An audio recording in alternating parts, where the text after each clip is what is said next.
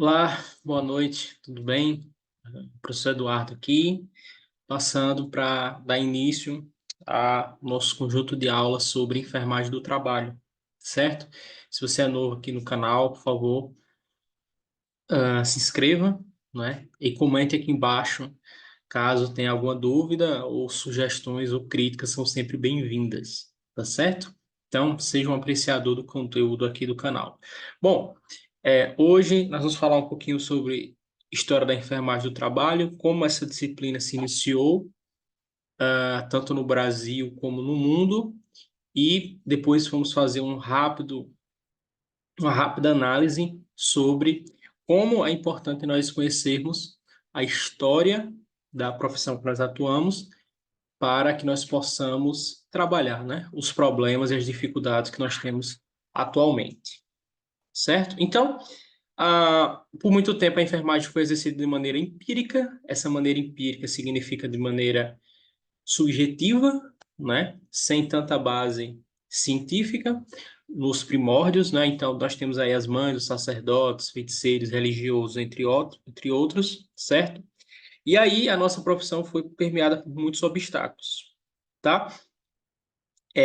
Inclusive essa falta de cientificidade, não é? De maneira não tão empírica ou subjetiva, fez com que nós tivemos muitos preconceitos, e ainda nós temos hoje na nossa profissão, né? Por conta desse paradigma e desse estigma que colocaram sobre a nossa profissão, não é? Infelizmente, tá? Mas isso vai mudar tempos depois, tá? Com Florence, né? E aí ela é considerada como a mãe da enfermagem, ela que vai tirar, de certa forma, a enfermagem dessa questão mais obscurecida, né? Quanto ao procedimento científico, e vai trazer agora alguns métodos, né? E ela que vai fazer de maneira fixa mesmo esse conhecimento subjetivo como uma ciência, que a gente conhece hoje como a ciência, a arte da saúde, a enfermagem. Então, foi a partir de Florence, nós já tínhamos uma enfermagem empírica antes de Florence, mas foi Florence que fundamentou, sacramentou essa metodologia científica, vamos dizer assim, na enfermagem, tá? No Brasil, a partir de 1890, né, nós temos, assim como no restante do mundo também, a enfermagem relacionada com a questão religiosa, tá? Muito relacionada às Irmãs de Caridade e outras instituições filantrópicas. E também, da mesma forma, nós tivemos aí ainda aquele conhecimento empírico, subjetivo, né? De ervas, e outras práticas que eram perpassadas de maneira oral, mas ainda sem nenhuma base científica, né? Para aquela atuação. E aí, através de Florence, né, ela foi a pioneira não só disso, da questão da ciência, mas também ela começou a desenvolver escolas, certo, de seu pensamento, né, científico, de seu método científico. Inclusive, nós temos em Florence a teoria da enfermagem, né, uma das teorias de enfermagem é graças a ela, certo? Que é a teoria ambientalista, que diz que o ambiente interfere diretamente na saúde do trabalhador e do empregador, e a base dela foi importante para a criação da CCIH, que nós temos nas instituições, né? Que é a Comissão de Controle Interno de Infecção Hospitalar. Então, veja como teve uma mudança brusca, perdão, de visão, certo, da enfermagem antes de Florence e após Florence. Aqui no Brasil, vai ser os próximos slides, nós vamos ver esse mesmo pensamento de Florence muito formado e muito focado na enfermeira Ana Nery, tá certo? Então, se ao redor do mundo nós temos Florence, principalmente no contexto de Europa, influenciando, certo, esse pensamento dessa nova ciência, né? Nós temos aqui a nível de Brasil, principalmente Ana Nery, que vai fundamentar aí a base, o solo, para que a enfermagem seja vista, né, como uma ciência, né? E saia da questão empírica. Então, já em 1916, nós temos aí a Cruz Vermelha, né? no Rio de Janeiro, com objetivos de preparar voluntários para a Segunda Guerra Mundial, e posteriormente profissional para os hospitais. Aqui ainda havia um preconceito, né, ainda grande em relação aos nossos colegas de trabalho, porque nós vamos ver mais para frente que a lei do exercício profissional só vai vir muito tempo depois. E aqui, apesar da enfermagem ter sua base já aqui científica, a sua atuação, não é, enquanto tal, vai sofrer muitos percalços por causa de outras profissões, né? Então, até onde a enfermagem pode ir? O que é que essa nova profissão pode fazer, certo? Em muitos casos, documentários e na literatura que nós temos, né, contexto histórico, nós vimos que muitos desses profissionais estavam sendo levados a funções, né, que hoje a gente chamaria de auxiliar de enfermagem de olhe lá, como lavar roupas, né, enfim, servir alimentos aos médicos, entre outros, tá? Então, esse foi um tempo muito difícil para os nossos colegas de enfermagem, mas nós já temos aqui alguns avanços que a enfermagem está entrando dentro das instituições, né? E fazendo parte das ações governamentais, tá certo? E aí, em 1993 foi implementada, né? A Escola de Enfermagem Ana Nery, graças à atuação da enfermeira Ana Nery, né? Que ela foi de fundamental importância para o estabelecimento do pensamento de Florence aqui no Brasil, certo? E agora nós já temos aqui uma escola específica para disseminação dos conhecimentos de enfermagem, tá? Então, veja a linha de evolução da história, né? Antes nós não tínhamos essa escola fundamentada aqui no Brasil, e agora, né, as portas estão se abrindo, vamos dizer assim, para o conhecimento científico da enfermagem. Em 1926, né, começa-se a questão das titulações, porque muitos profissionais estavam sendo formados ainda de maneira empírica, sem base científica. Isso é um problema gravíssimo que ocorria. E aí nós temos a Associação Brasileira das Enfermeiras, que é a ABEM, que é a associação que vai dar todo o respaldo científico, artigos, publicações, palestras, né? Para que esse conhecimento fosse firmado mesmo em escrito, tá? Então, a evolução está sendo aqui de maneira sistemática, tá? A qual, em 1929, foi aceita como membro do Conselho Internacional de Enfermeiras, tá certo? A ABEM também. Então, nós temos escolas e agora a gente tem uma associação brasileira, ou seja, uma associação que nos representa de maneira nacional. Obviamente aqui está enfermeiras, né, sexo feminino, mas no sentido de que, não que não tem enfermeiros homens, tá? Mas é porque a gigantesca maioria, até hoje, né, da classe é formada por mulheres. Em 1973, nós temos a Lei dos Conselhos, né? Conselho Federal de Enfermagem, lá em Brasília, e as autarquias, tá certo?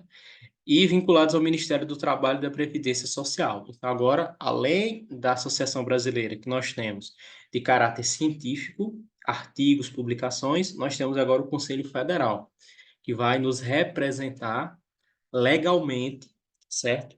Também no Brasil. Então, uma evolução aí bem importante, tá? Aqui eu tenho o AB, né?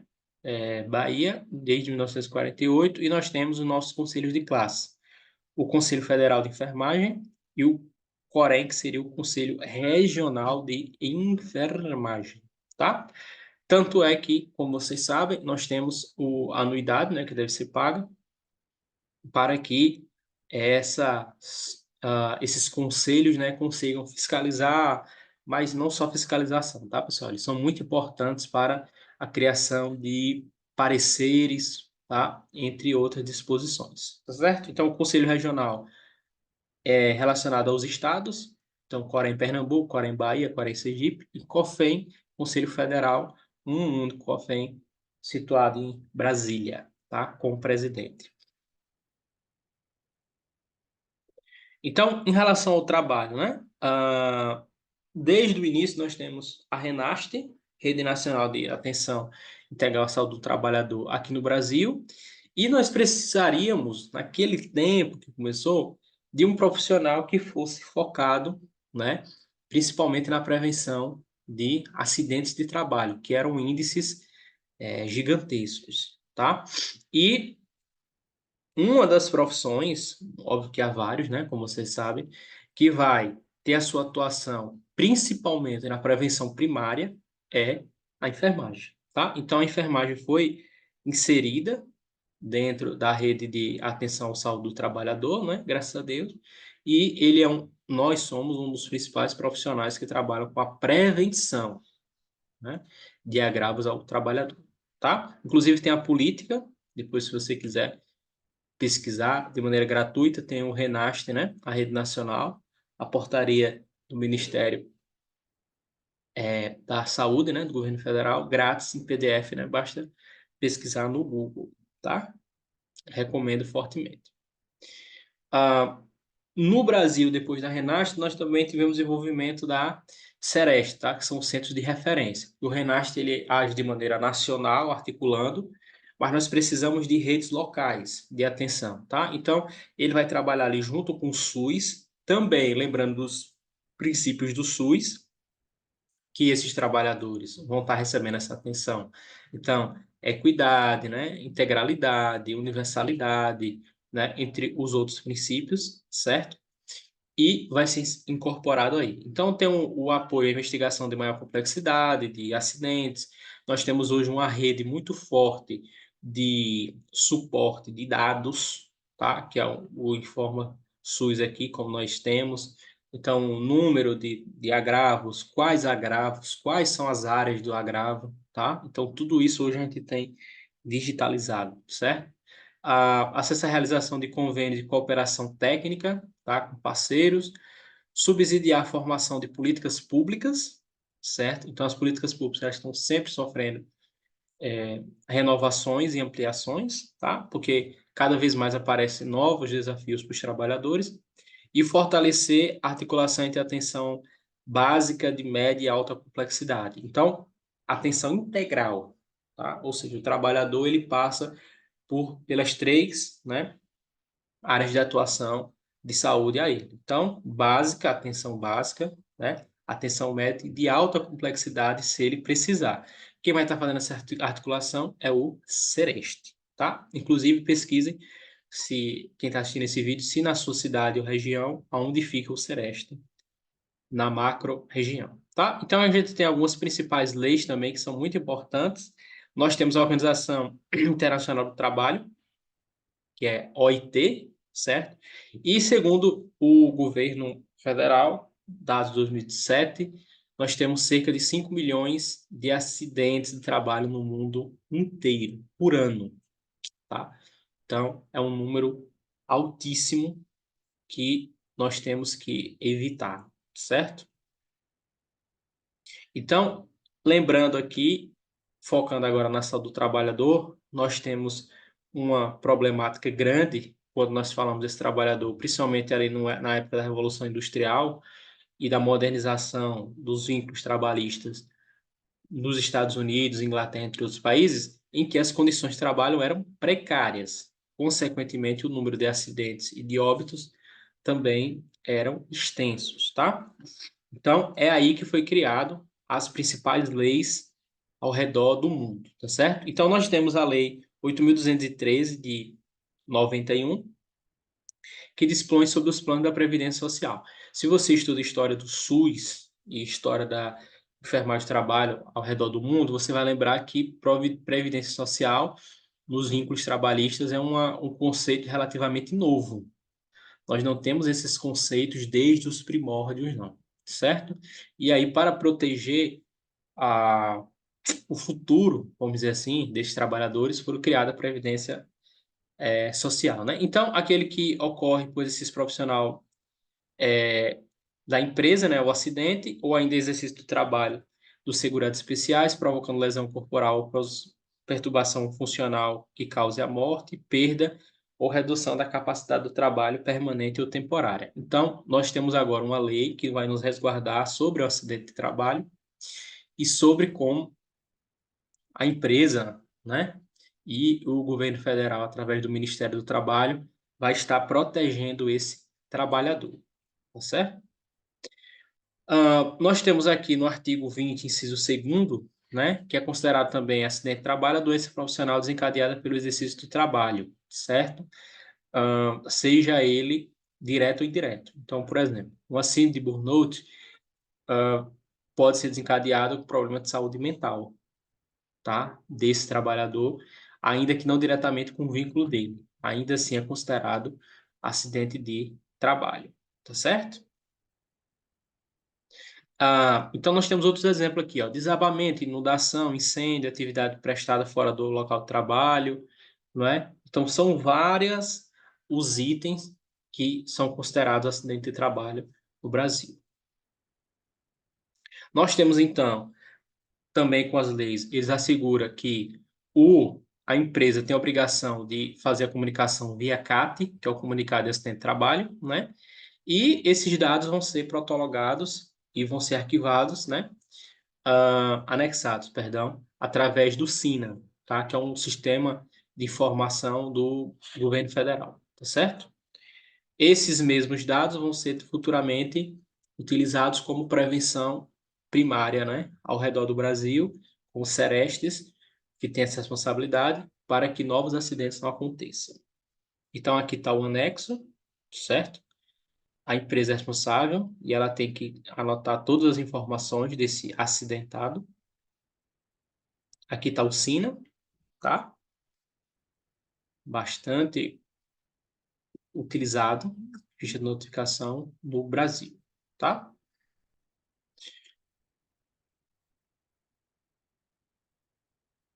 Então, o que acontece? O acidente de trabalho onera o trabalhador porque se fica impossibilitado de realizar suas atividades rotineiras, né? Então, há uma série de problemas no Brasil em relação ao acidente que nós não queremos que aconteça, tanto a via da empresa, né, que acaba sofrendo também prejuízo, como o próprio trabalhador, né, que fica impossibilitado ali de realizar o seu trabalho, tá bom?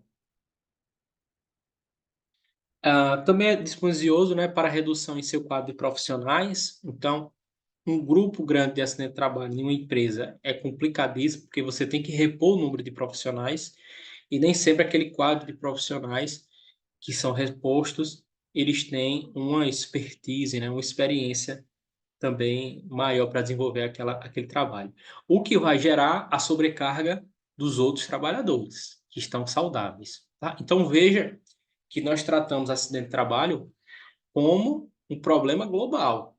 Trabalhador, empresa, a família desses trabalhadores também, né? A saúde mental desse trabalhador. Então, não é somente aquela mentalidade arcaica que nós tínhamos há séculos atrás, de somente ver o trabalho como um vínculo de sustento, tá? Mas é muito mais que isso. Então, nós temos também as leis relacionadas, naquela mesma lei que eu falei para vocês, 8.213, sobre a questão da insalubridade, tá? Então, hoje nós já temos um avanço muito grande, ainda falta melhorar muita coisa, mas nós temos um avanço muito grande em relação às atividades insalubres, né? E toda a parte de quais são as atividades e quais são as responsabilidades da empresa, quais são as responsabilidades do trabalhador e quais são as providências que devem ser tomadas caso haja acidente com essas atividades insalubres, tá? Todas essas informações estão dispostas na Lei 8.213, tá? De 1991, tá certo? Essa lei é fundamental, tá? Para quem estuda enfermagem do trabalho, recomendo muito você lê-la, tá certo? Então aqui nós temos alguns trabalhos insalubres, né? Que vão desde agentes biológicos. Se você assistiu a minha aula, você deve saber a diferença, né?